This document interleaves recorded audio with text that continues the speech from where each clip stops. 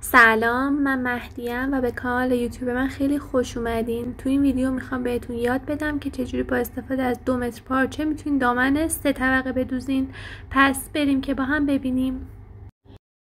ما برای دوخت این دامن نیاز به 3 تا مستطیل داریم که من الان اندازه هاشو براتون توضیح میدم.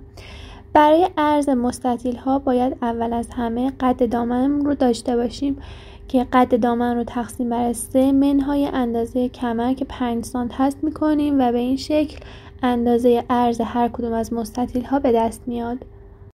برای اندازه طول مستطیل ها هم باید اندازه دور باسن شخص رو داشته باشیم.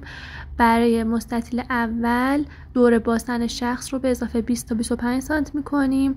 برای مستطیل دوم طول مستطیل اول رو ضرب در 1 کنیم و برای مستطیل سوم طول مستطیل دوم رو ضرب در 1 کنیم میکنیم و به این صورت اندازه طول مستطیل ها به دست میاد. برای برش پارچه باید 2 تا قسمت ترکی پارچه روی هم قرار بدیم.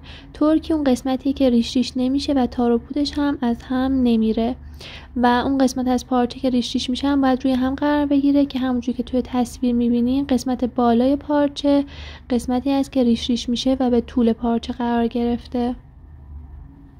حالا قسمت سرکجی پارچه رو با قیچی میگیریم و قسمت بالای پارچه رو صاف میکنیم.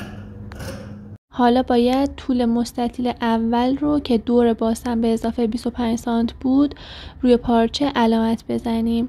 فقط چون داریم از دله بسته پارچه علامت میزنیم و اندازه میگیریم باید اون میزانی که به دست اومده رو تقسیم بر 2 بکنیم.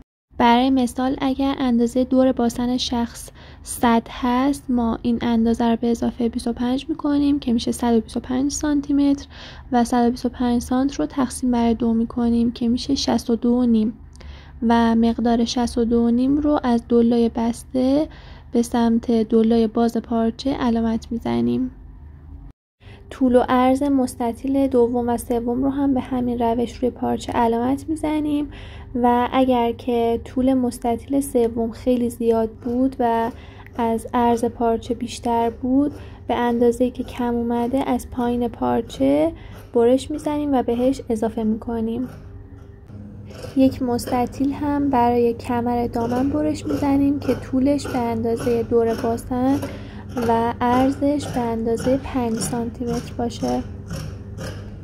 برای چینکش کردن طول مستطیل ها درجه چرخ رو روی آخرین درجه یعنی شماره 5 قرار میدیم تا بتونیم دوختای درشت بزنیم. از هر مستطیل فقط 1 طول با دوخت درشت دوخته میشه.